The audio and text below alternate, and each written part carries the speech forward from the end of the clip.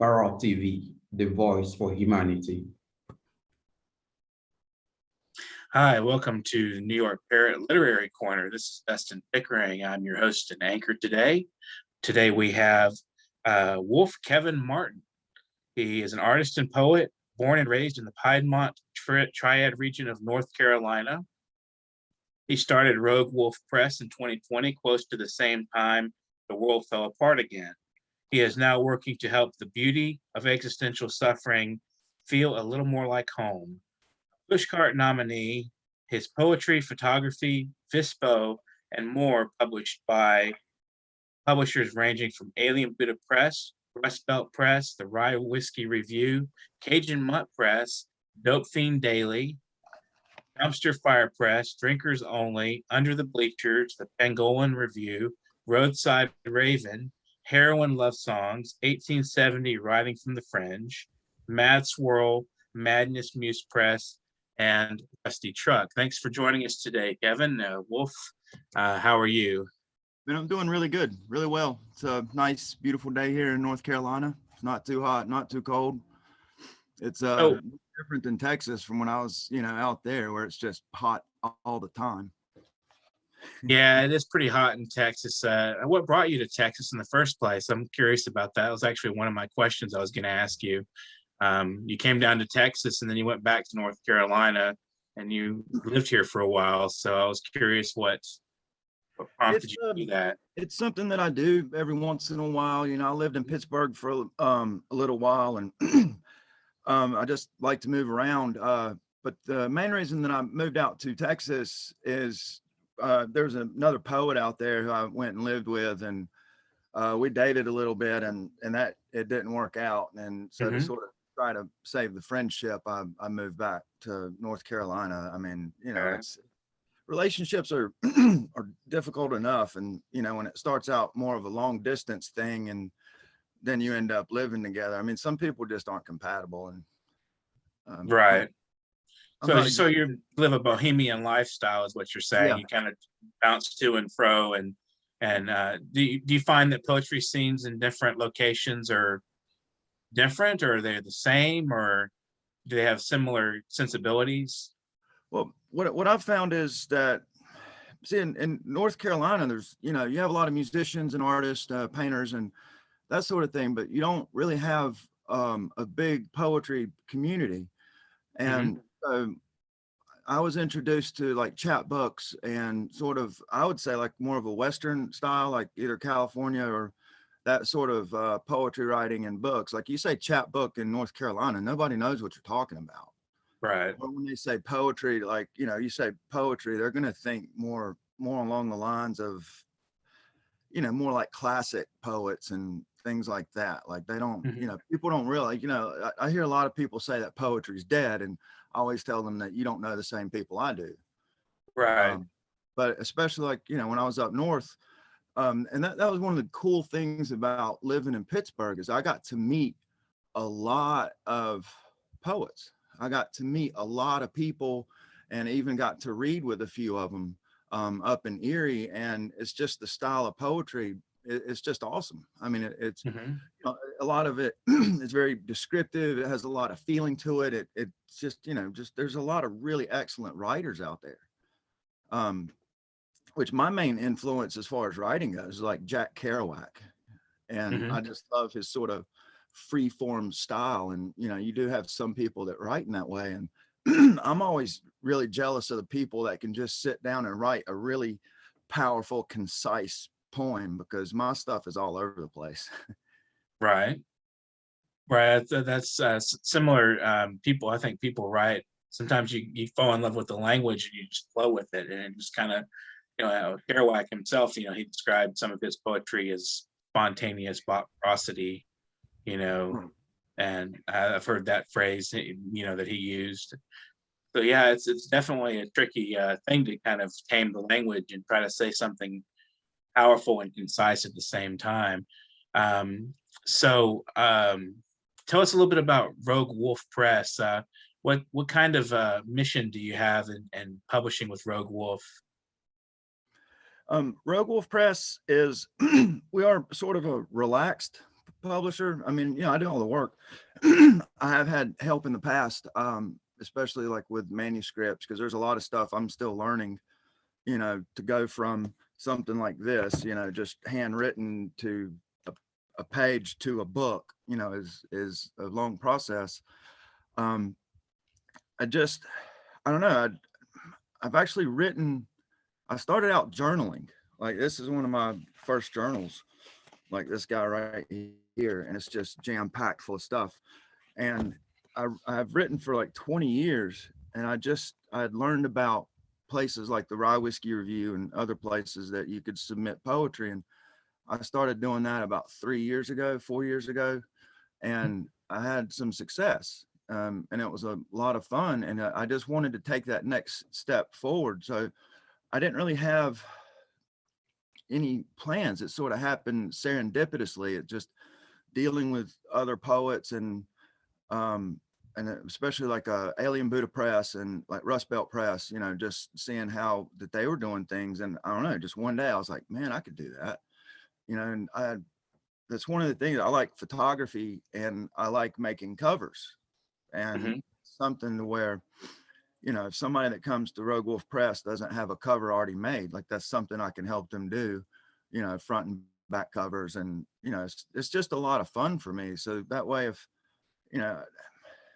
I have other things other than writing, to occupy my time, and, it's, how some people, they're writers, and so they write. And that's why I like to consider myself an artist, because, when I'm not inspired, or I mean, I'm always inspired, but if I can change focuses, and to me it helps me. It's a lot of times writing or creating art, or especially with digital art, it's very cathartic. I can work out feelings and try out ideas, and that's sort of really fun for me, especially with some of the books that I've done, to start out with no idea what I'm going to do for a front and back cover.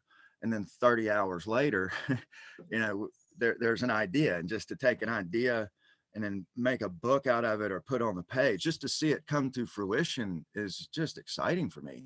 Like it's kind of like, you remember the first time that you ever submitted poetry and it was accepted, and you get that rush, and like it's still the same for me, even if I'm publishing someone else, or even if I have stuff of mine that's accepted, I still get that same feeling like it was the very first time. Like it's, I don't know, it's a lot of fun for me. I mean, and there are times where I do work 20 hours on a cover, and then have the person I'm working with be like, no, I don't like it, and start over. And that gets frustrating, but it's still a process. I'm still learning something from it. I'm not always the most outgoing person. I switch back and forth between introverted and extroverted, and so to deal with people and talk to people, like that's actually really good for me, because if not, like there are times where I'll literally just go off in the woods and be by myself for a little while. So it's nice for me to connect with humanity. Right. So who are some of the poets or the artists you've published with Rogue Wolf? Marcel Herms, Hexamji, Fishloo, Tanya Rock. I'm sorry, off the top of my head, I'm not good with spontaneous questions. That's okay. Luis, man, I'm gonna murder his name. Luis Birozabal, and Ferris Jones. Okay, that's a pretty fair sample there. It's that's interesting that you. I know Marcel is a painter. Emma Ali. Okay. And so like, I've actually published more people abroad than I have in the United States. And what's cool about the book Elemental, which is the first book that I published, it's through Hexamji and Marcel Herms. And what they did was, all the poetry in the book is from Hex, or his name's Jason, from Jason. And what he did is, he lives in Troy, New York. And so he was going around Troy, New York, taking pictures. He would email the pictures over to Marcel Herms, who has the equipment to print it out. And then Marcel Herms would put paintings over the pictures that Jason took. And that's what's in the book. Wow. And so actually the first, I wish printing in color wasn't so expensive, but a lot of the pictures, it's a black and white book, but it's still like, it's still very crisp. It's, you know, the images are really excellent. Like it for that kind of project, I think it's great, especially when you get collaboration between artists and poets, and I mean, it's a really good book. Sounds interesting. I haven't seen it, but I am familiar with Marcel's other work. I've seen I think I remember seeing you advertising for that online. So when you do photography as well, you said, I'm curious, what sort of things do you like to photograph? Is there any particular thing, or just something captivates you and you think, I gotta catch this angle? That's pretty much it. It's either well, I mean, you know, I live in the country, and you know, I like to go to the cities. Like it's, you know, like I said, people are fascinating to me. So it's really just whatever's around and when I'm inspired. But yeah, I like to go hiking a lot with my kids, which my daughter's 20 now, so she doesn't really do that so much. But you know, my son, me and him go hiking, and you know, we can walk for miles and miles, and just, I don't know, out here, just sometimes the sky, that just everything just comes together, and it's just amazing photos. Like I do a lot of really just cloud work, shadows, you know, just outside stuff. But like you said, sometimes you can take just a normal looking picture or an event, and just you get that right angle with the right lighting and just at the right time. It's just magical. Like, to give you an example, I've got a picture or a couple pictures. Like I got a friend who lives out near the lake, and in the back of his house, he has this old, you know, bell, like a dinner bell kind of thing. And so there's been a couple times when I'm out there where when the sun's setting, the sun is just right at the bottom of the bell, and it just, the way that it just all lines up, it looks like you're ringing the bell with the sun, like that kind of thing. To where sometimes things, you know, sometimes and you know, it's the same way with writing or whatever. It's like if I can see it and then I can capture it in that moment, you know, sometimes it works out and sometimes it doesn't. But you know, sometimes I'll end up with pictures unedited, because sometimes I edit heavily, and the ones I really like are the ones that are just one shot, one capture, no editing, no cropping, and they look surreal sometimes, you know, where you know what it is you're looking at, but then you don't know. Those are the kind of things I really, really enjoy. And they're kind of more difficult to do, but also, like, I like watching people, you know. I think people are interesting. I think you can get a lot of photographs with people. You know, the problem with modern technology, like, you know, some of the older cameras, like the Rolleiflex, like back in the day, you know, the camera sat right here, the viewfinder you could look down in, so you could take candid pictures of people on the street. You know, you can't just walk around with your phone trying to take pictures. Right. People won't fight you over that. But unless you're a tourist, maybe. right.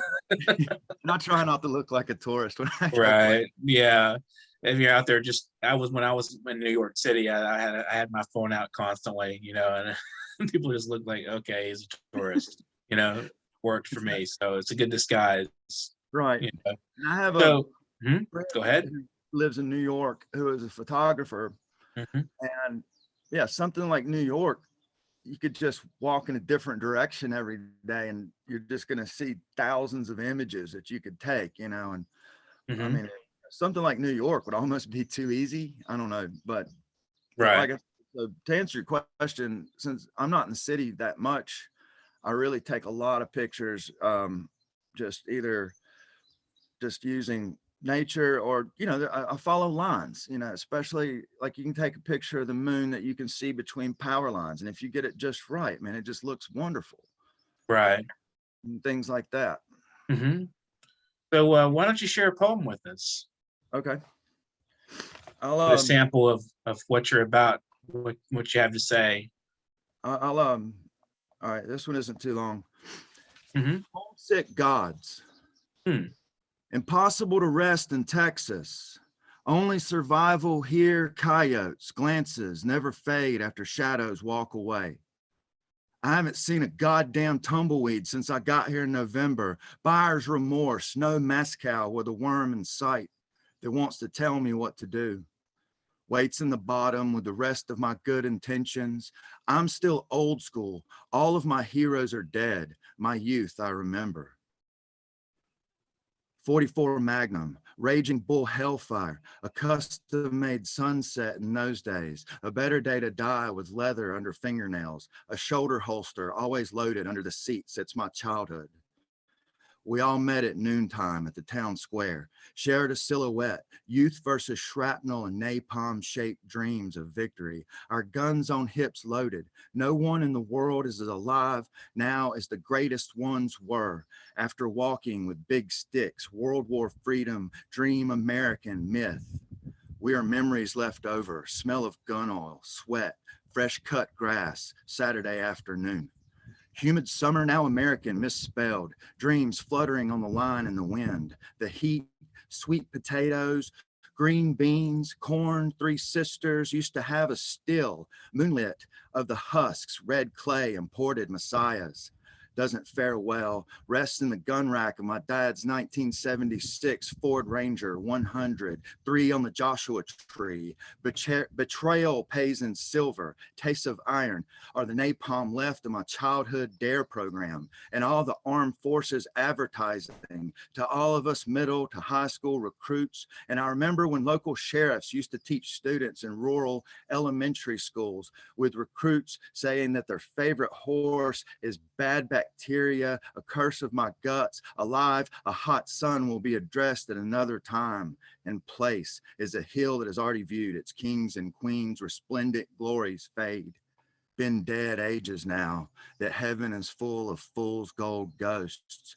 God is dusty and tired, wants to retire in Florida. No gods or government create the blood they need. Both demand belief in the sacrifice, and its constant demand, a necessity blooms, an artificial heartbeat. When did you write that? When I was in Texas about a month ago. Okay, so it was sort of on the cuff of leaving. Yeah, I Right. kind of got that impression that that was like part of a frustration, and at the same time, it was kind of there's a little bit of dark humor there going on, and some of the lines, like the DARE program, and the God retiring in Florida, so forth. Right. So, so as you pointing out, like with that poem, I was, I was in Texas and I'd already decided to leave, and it was mutual. Like she agreed with me, it was, like I said, to sort of save whatever friendship, we weren't dating long. And I do think that that's better to end something before you just end up hating somebody. Right. But like I said, so at that time I was still in Texas, but I was thinking about North Carolina.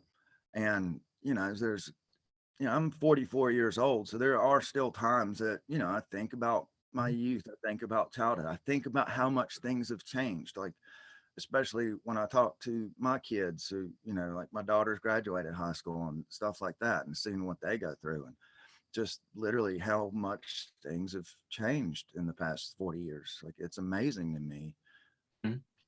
Yeah, same here. It's a lot of things have changed. I'm talking to younger people, and there's almost a totally different world, especially with COVID. So, how are you coping with COVID, with the quarantine and the masking and all that, poetically speaking? I have a lot of projects that I've been trying to get caught up on with Rogue Wolf Press, but I'm also working on my second book. And that I'm about 80 some pages into that. I'm trying to hit 100 pages. And so I try to stay busy, but like I was saying, I spend a lot of time outside. I spend a lot of time either just walking in the woods or, I don't go out to eat. Like I don't, when I go out to stores and stuff, I go out for a reason and I come back. Like I really try to stay, away from too many people just to keep the chances down of, getting it. And Right. Just try to stay busy. Of course, you have to have purpose. I think that's very important. So, your first book that was published with Alien Buddha Press, right? Yes.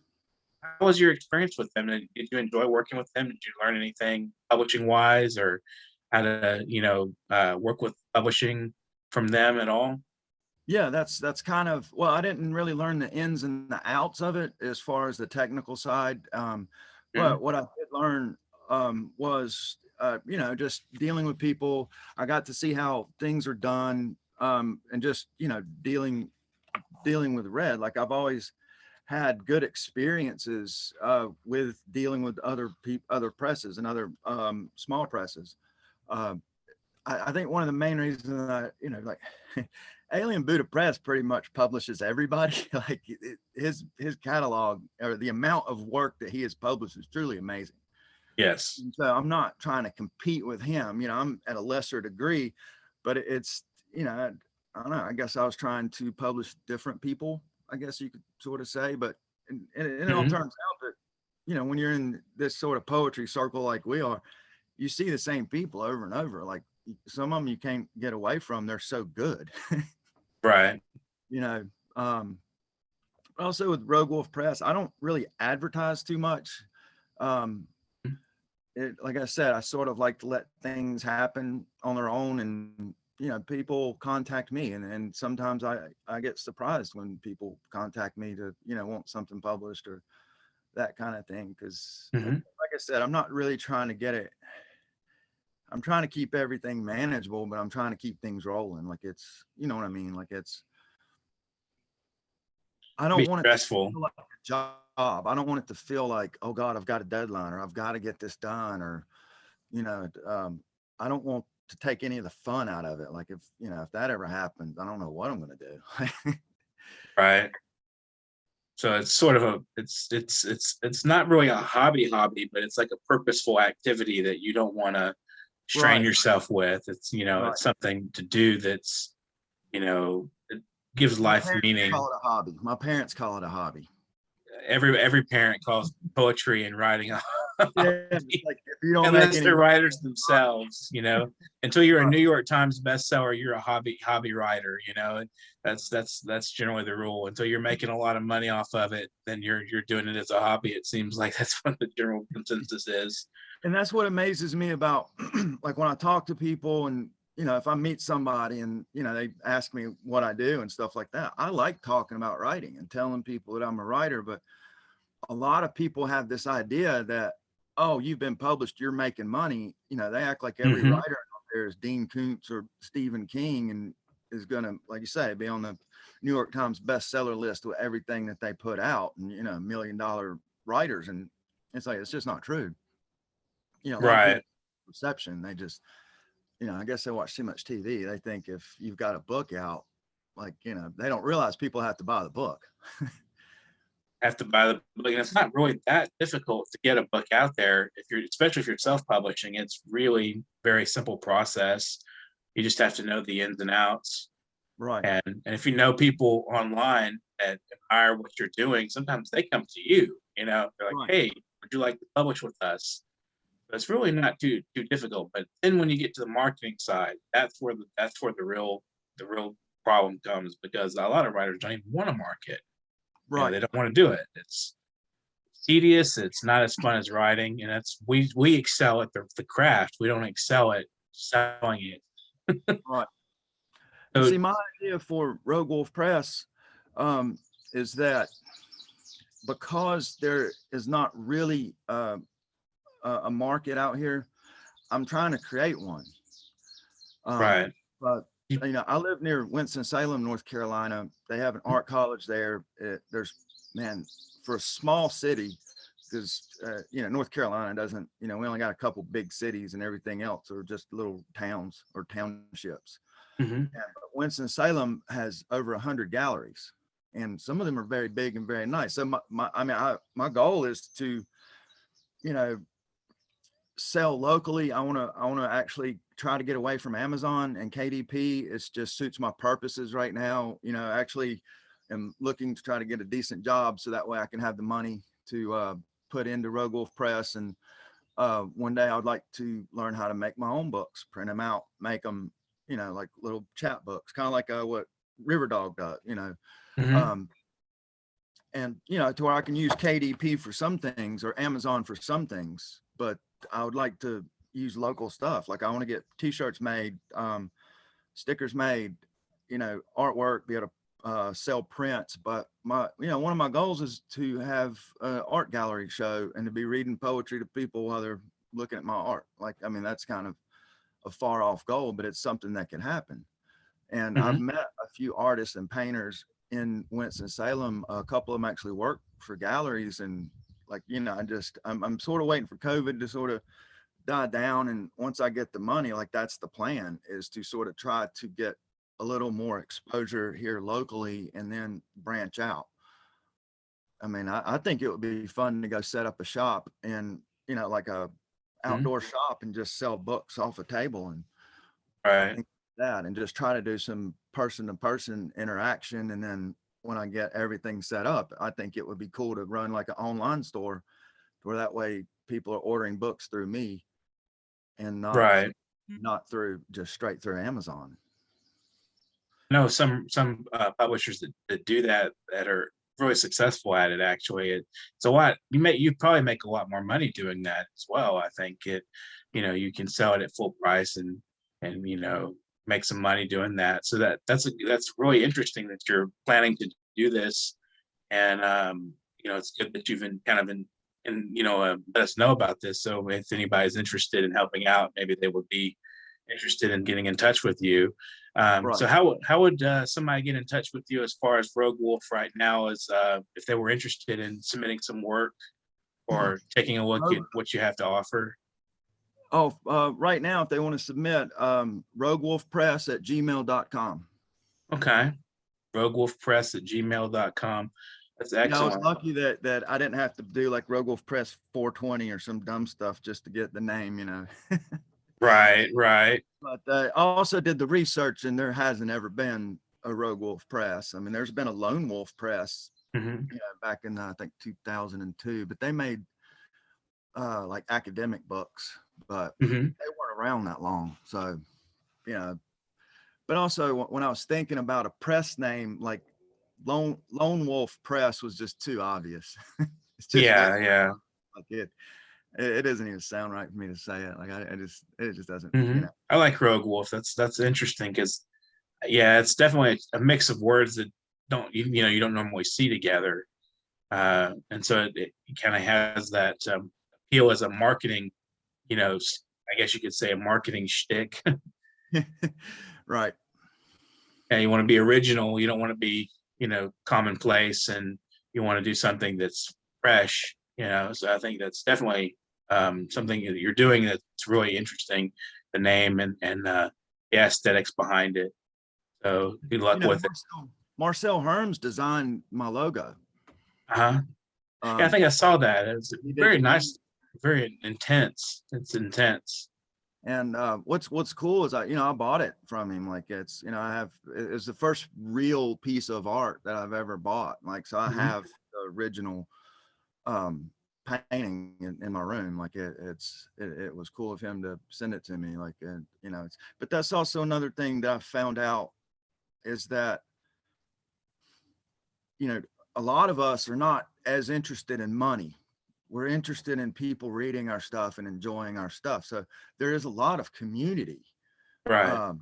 As far as poets go and writers go, and even artists, and we help each other. That's something I've noticed. It's just like if somebody asks me if they want to, use a photograph or something like that for a book cover or something like that, like I'm always down to help other people, even if they don't publish through me. I'm always willing to help people with their books or with their artwork or with their poetry if they need it. I mean, it's just good to help people because I've had a lot of help too, and things like that. It's a lot easier than amongst academia, because sometimes the academia they're very competitive and kind of vain. Sometimes I've had friends tell me that they've experienced that in academia, just a lot of petty jealousies and stuff. And so amongst poets, we're kind of good spirits in that sense that we, aid each other and, help each other out when it's needed. I give a lot of stuff to people too. I send out books all the time for free, and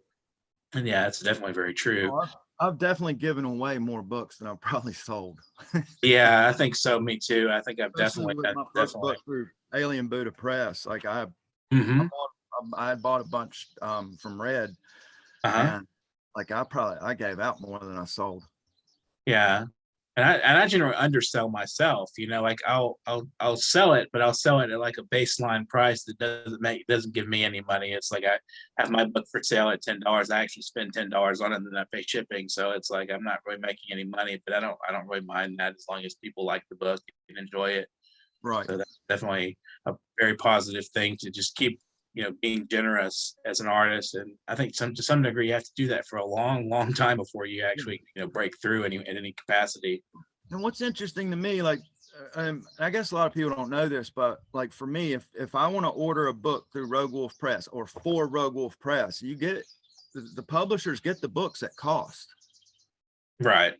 And so what kills me is when you look online and, and I can look at a book that is 170 pages and I can get a rough idea of how much that book costs per unit at cost. And then it's like, some of these people are still trying to charge like $15 and $17 for a poetry book. And that blows my mind. Like, Right. There's no reason to try to make $10 profit per book. But anyway, I probably should watch what I say. I don't want to sound critical. Yeah, I don't want to be too critical. I guess, sometimes you have to lambaste those who are greedy and cheating people. And, Yeah. we have about 6 minutes left. So I had an interesting kind of a philosophical question for you about your bio. You said existential suffering, and you like to make it home and and make it beautiful. What do you mean by that? What is existential suffering, and what is beautiful about it? Well, like, what relates to the suffering of just being human.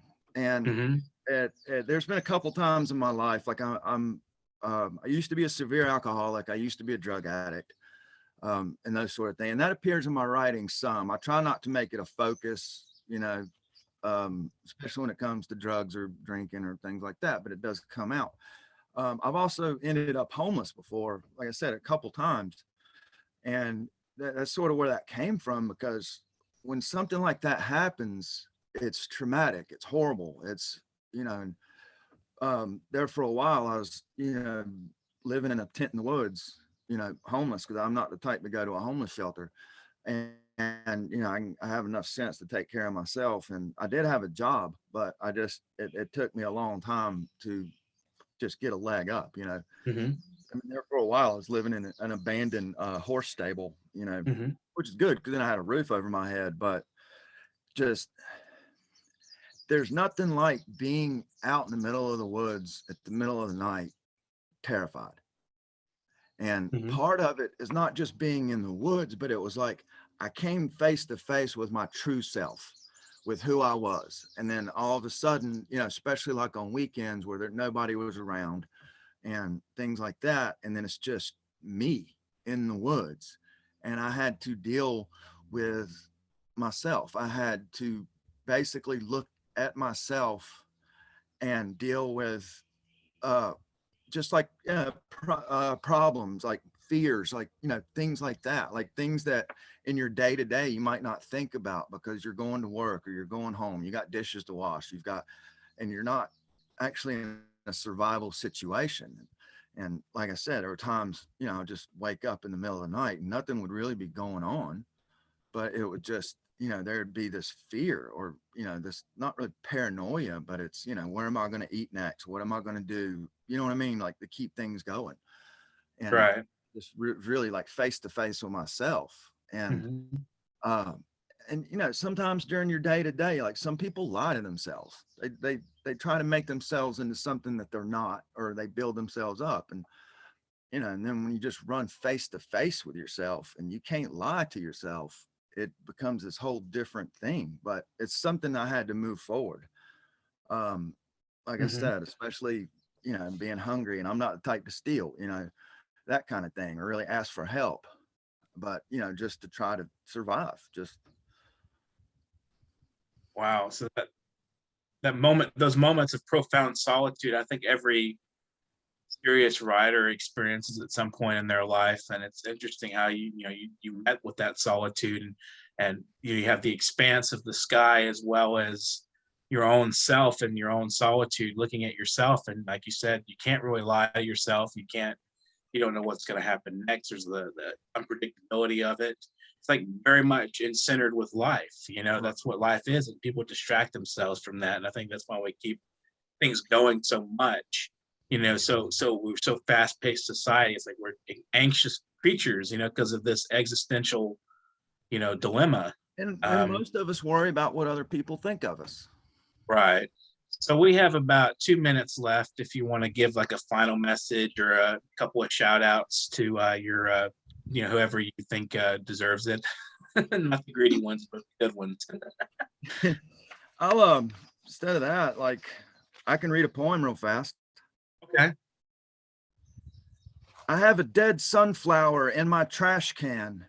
Your father cannot do much now that he's dead. Not physically. Spiritual death is the same thing. And now he looks down on us, an all-father. Never trust the skull without a wolf that ravens follow. Outlaw words are precise, golden death. Short, gasping breath, early every morning. I've got beer in the fridge as fog rolls glorious by dew's dawn. Losing pagan gods and knowledge, never knowing what Phaea's breasts look like. Hitchhike down the road.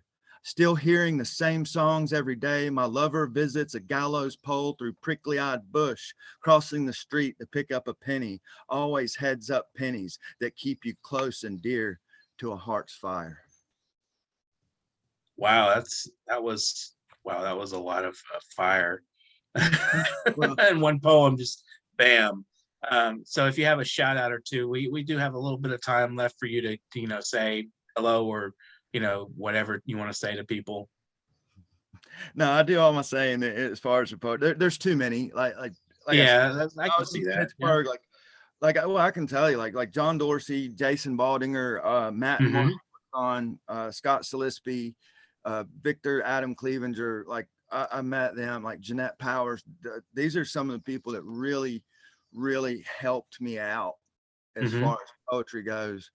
And especially to go to see their readings. And those are some of the people that were very encouraging and very helpful to me. Absolutely. So thanks for joining us today, Wolf. It's been a pleasure talking with you, and hopefully you'll tell others about us and get us some more viewers as well as subscribers. So Absolutely. this has been the New York Parrot Literary Corner. I'm Dustin Pickering. Please donate if anybody out there has a little extra to spare.